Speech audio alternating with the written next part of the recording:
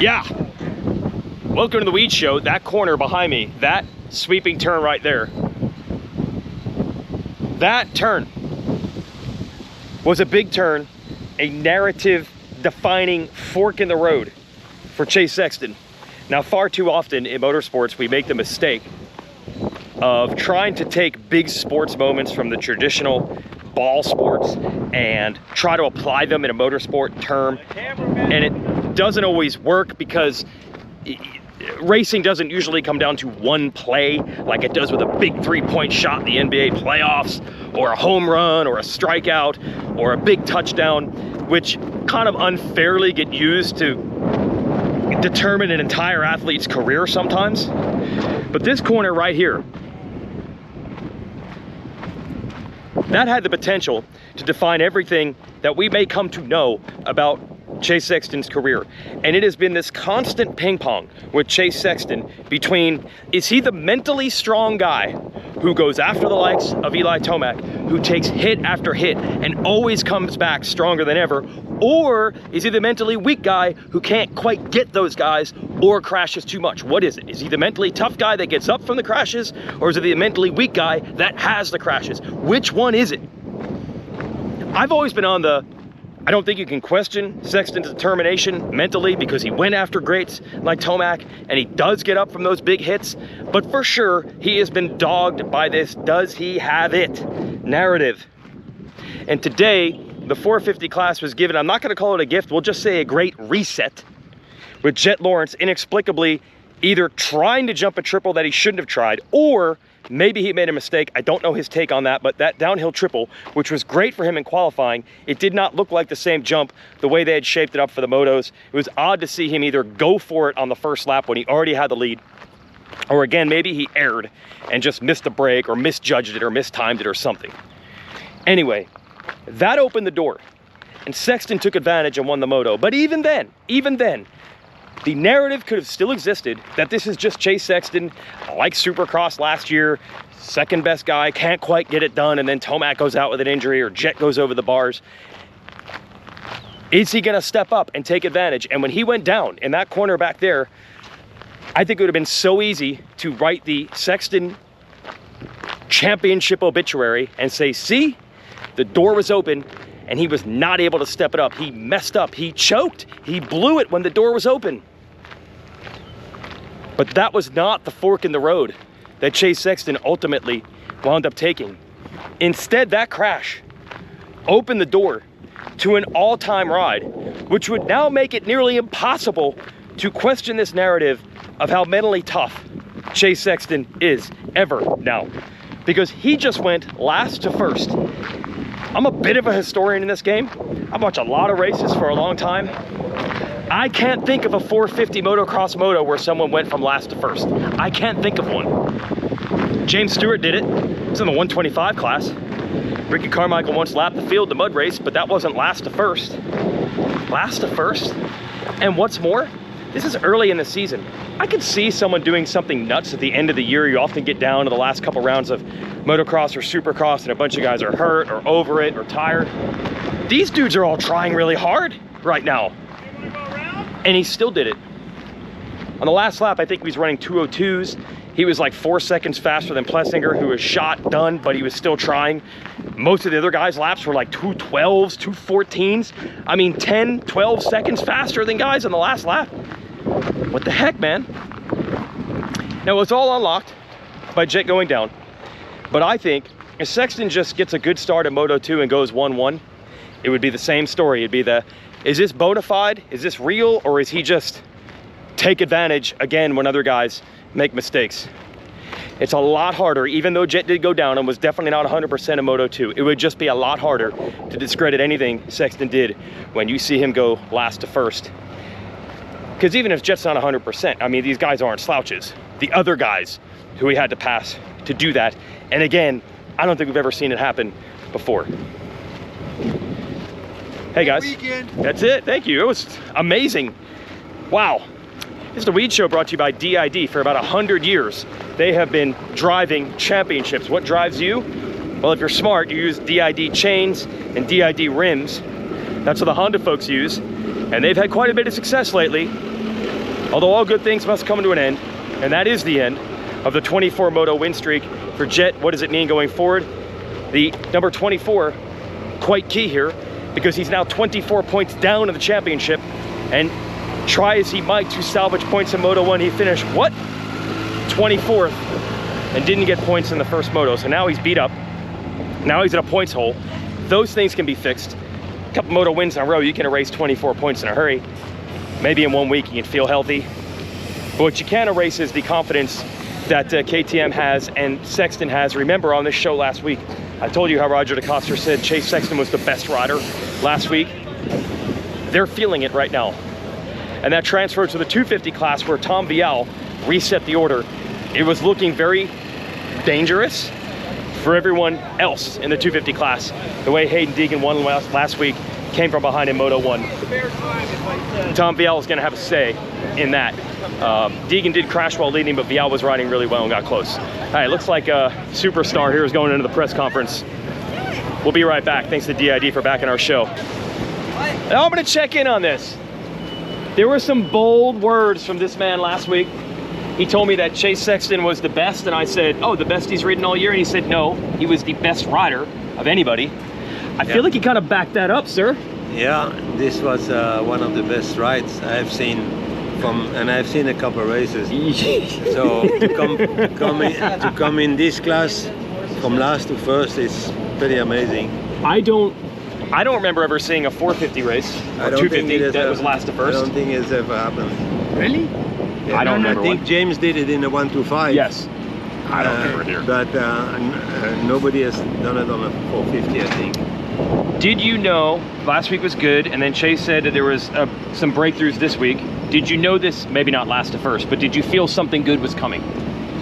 Yeah, I feel we have been on a progress mode since towards the end of Supercross and the start of Nationals last week was good, except for the start. And that's one thing he needs to work on. Yes. And I'm sure he will, because it would make his work a little bit easier. Yes. Yeah. One thing about starts though, now that we're down to fuel injection and grates and a lot of repeatable stuff, how much is the rider and how much is like we can build something in to take a lot of that out? You know, it's amazing that the best riders, they rely the least on technology to get the to get the start. Okay, so it's still the rider. There's a lot up in the mind and in believing it, and of course, you know, you engage the clutch and the RPM and all those things. But between the good guys, between the best guys, I think a lot of it is up here. There's only so much that launch control and things can do. You can do a lot with launch control, and I think every bike in the 450 class has the option to do it. But I don't know.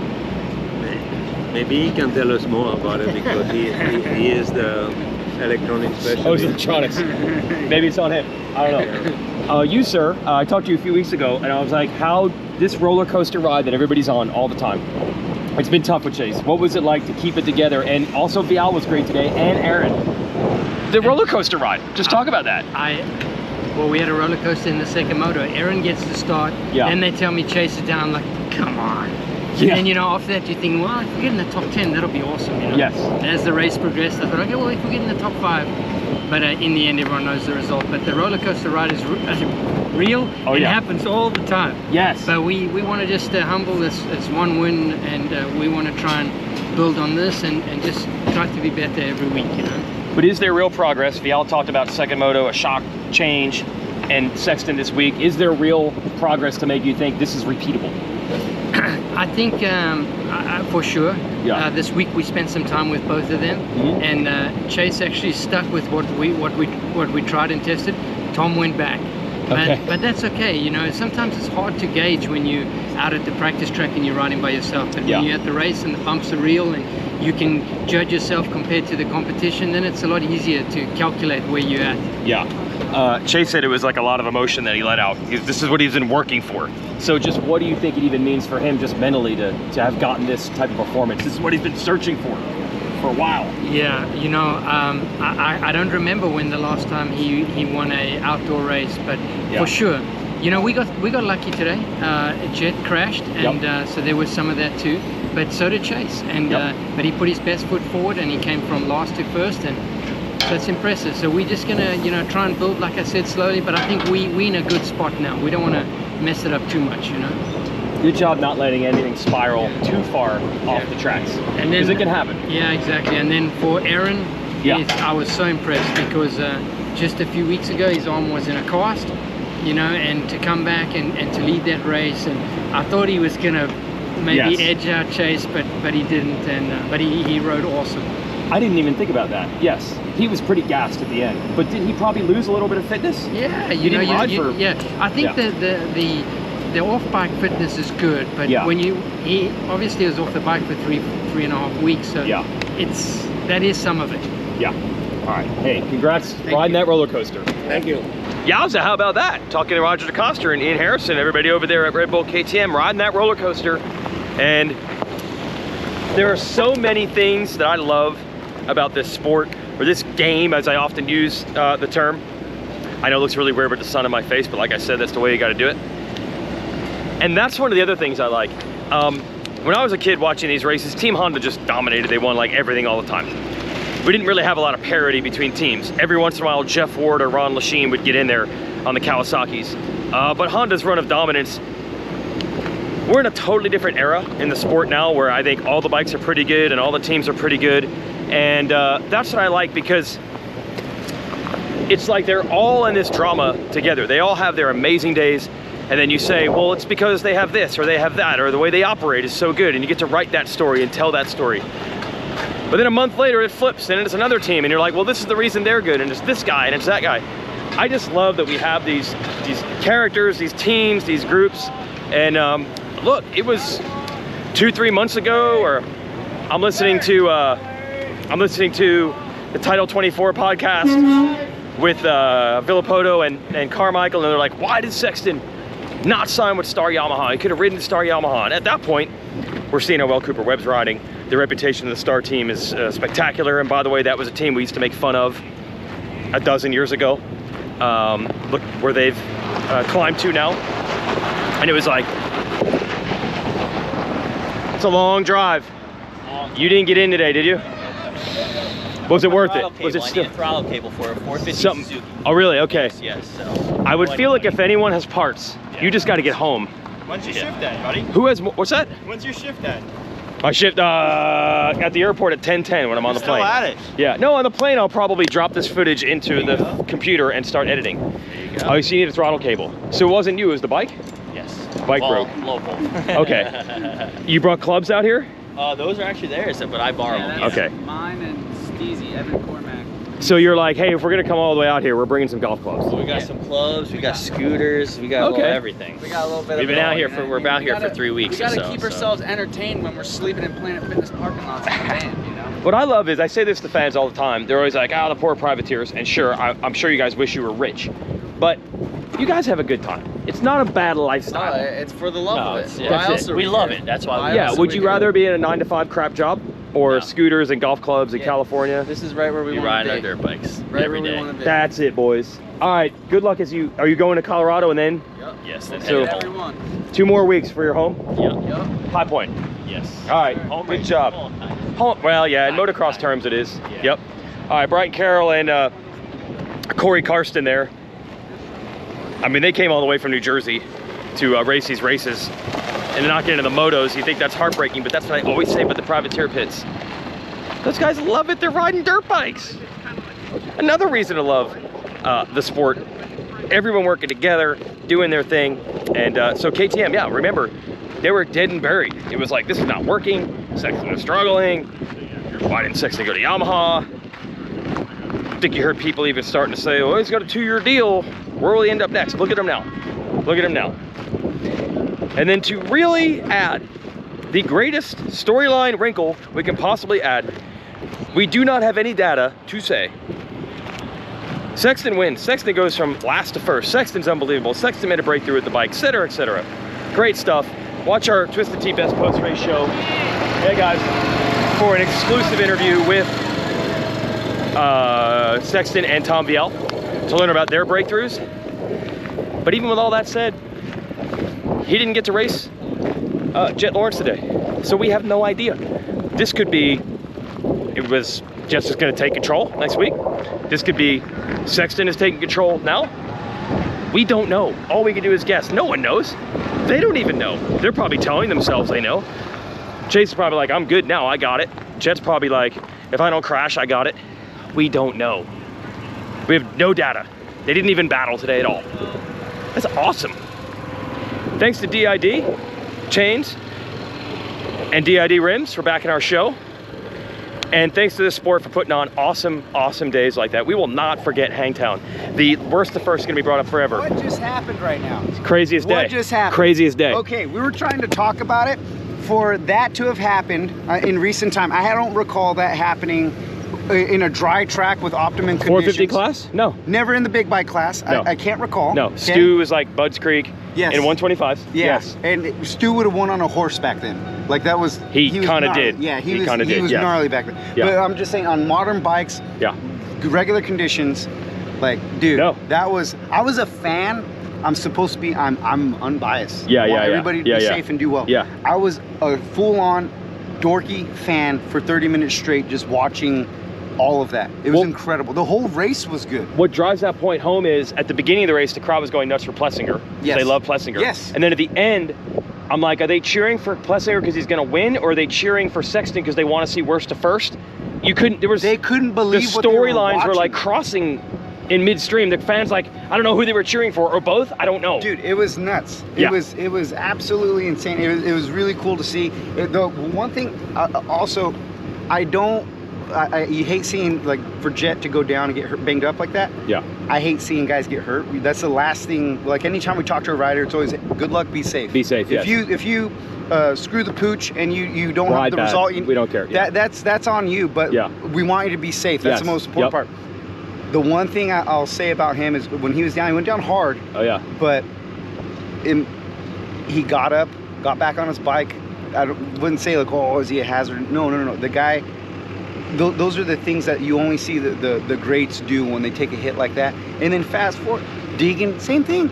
Yeah. Deegan took a crazy hit. I know. They're both I know. hammerheads, Yep. but they're both our little champions right now, crushing it. It was perfect because like those crashes made the day like more fun and crazy, but it didn't result in anyone getting hurt enough, because then you wouldn't be celebrating. It's not that it made it fun and crazy. It gave you something to appreciate. It's a Yes. reminder of how gnarly this Yes. sport is, Yes. and how gnarly these Yep. guys are Yep. at the top that Yep. persevere through it. But if Jet had gotten hurt, we wouldn't be saying like, oh my God, how awesome is Sexton? The first thing would be like, what a bummer. This sucks. I don't But know, instead, that was pretty impressive. it was. But It was incredible. we almost had like this pall cast on it. But he's okay enough Yeah. where we can just celebrate the worst to first. And the best part I just said, now we don't know what's gonna happen. Yeah, I have no idea. We have no idea. It was, dude. We don't know what's coming That now. was nuts to see. I'm glad Jet was like Yeah. Jet to get up like that and like that. Tip the hat to him to get up and get after it and go. And mind you, he's going off of adrenaline in the moment, and off of his when he crashed in the first moto, and then the second moto, Oh, he's all hurting. that stuff starts setting in. You take Oh, your yeah. gear off, all Oh, that yeah. stuff, and Oh, he's hurting. you're feeling like garbage going out Yes. there and having to pull yourself together. So that, and he's still running up front. You know what I mean? Yeah, he held on as long as he could. He said once the arms gave out and he had to start using the legs, he was done. Hangtown, hey, hometown race delivered, brother. That was good for It you. was a good one. Hold it right there. Bonus coverage, bonus coverage. Shout out on Twitter to Jordan Barber, who reminded me, I didn't just forget. Roger DeCoster and Ian Harrison cannot remember someone coming from last to first in the 450 class, but they should have, and so have I, because it happened with a KTM rider. I think Jeffrey Hurling's 2017 second moto at Ironman was a last to first. He was down early. Maybe he's 39th? I don't think so. I think it was a last to first. We have seen it before. Shame on me for not remembering that. And the reason I want to make sure that's on this video, because people are absolutely ridiculous if they think that we purposely didn't say something that was factually true because we don't like a European rider coming over here and dominating the way he did. Just go back and listen to our post-race review podcast that day where we just absolutely heaped as much praise as someone could possibly heap on someone for how well Hurlings rode that day. No hate columns. I think it has happened before, but don't just take it from me. I mean, DeCoster didn't even remember it either. Ian didn't remember it either. That was a guy riding for their own team. So I think it has happened once before. That's just a fact check, everybody. Good job, Jeffrey Hurlings 2017.